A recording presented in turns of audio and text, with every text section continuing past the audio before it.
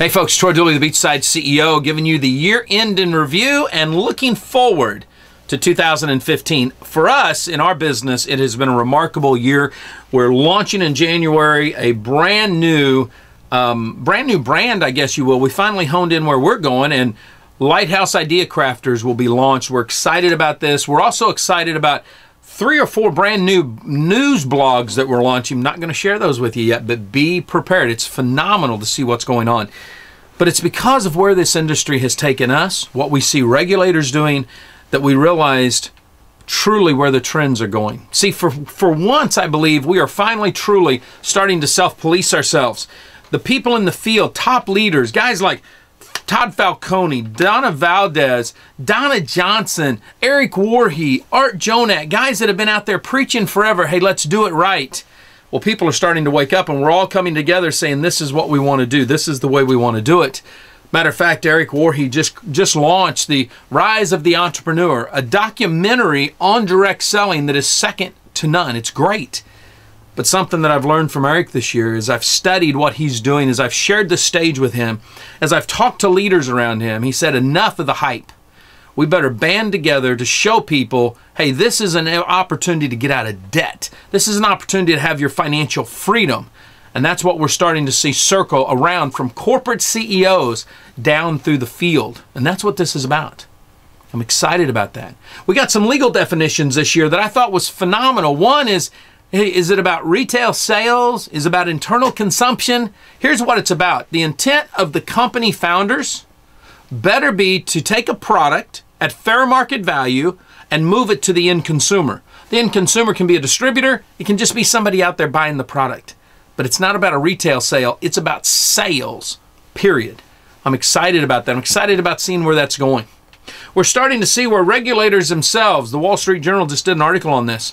They're saying, hey, there's a lot of companies out there, technology-based companies, service-based companies, product-based companies. They pretend to be a legitimate direct selling company when really they're just a very loosely veiled Ponzi or pyramid scheme. We're going to be talking about that. We saw some shifts in the trends this year. We saw technology companies really try to push through. And last year I talked about app companies coming out. We saw a lot of that happen, but it didn't make it in the direct selling industry. And the reason being is there's only so much money to go around when you try to throw a compensation plan on something that people are already programmed to get for free or for a little amount of money. There's really no reason to throw a comp plan to it. So that didn't really work. But through that, we saw some other companies launch. We're seeing a lot of technology-based companies, a lot of new companies. Matter of fact, I'm seeing a company now, they're a client of mine that are launching that has a ID recovery program. They're not worried about protection because we've already seen through Target, Home Depot, Sony, it's kind of hard to protect, so you better be able to recover your identity. Something new, a fresh category, if you will. I'm excited about that.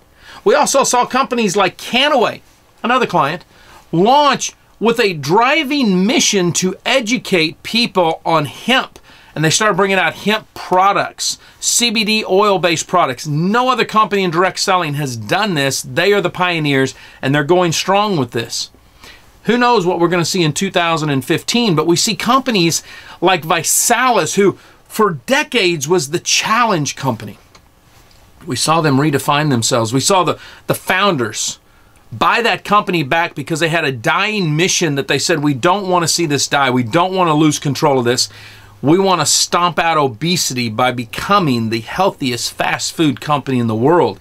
They went out and bought another company that is really powerful in that arena, and they brought them in under their umbrella, and they're starting to really expand now internationally.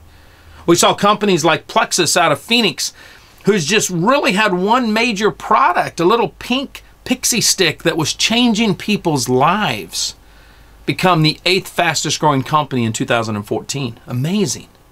All in direct sales.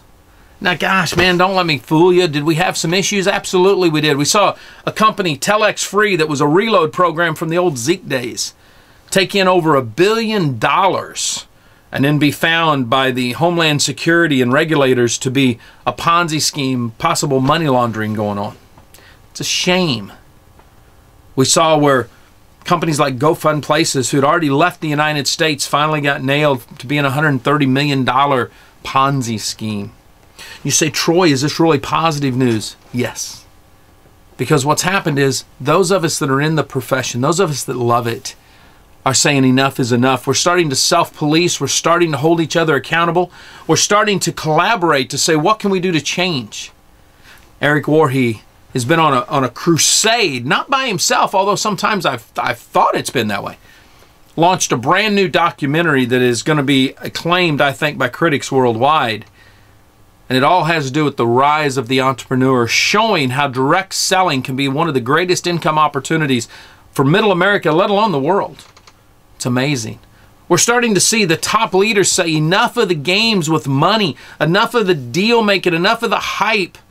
Let's show people how to get out of debt. Let's show them how $400 or $500 extra a month, selling and marketing products part-time to friends, families, to strangers, however you want to do it, can change your financial picture to where you become financially free in a few years, change the legacy of your family.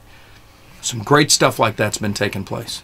2015 is not slowing down. We see it already. I'm on the road the whole month of January, keynote speaking in some places, working with clients, going across the nation, doing a direct selling event in Newport Beach, California, focused 100% on employees of companies and helping them understand what direct selling is about, because a lot of them join a direct selling company and have no clue what's happening in the field. We want to help them there.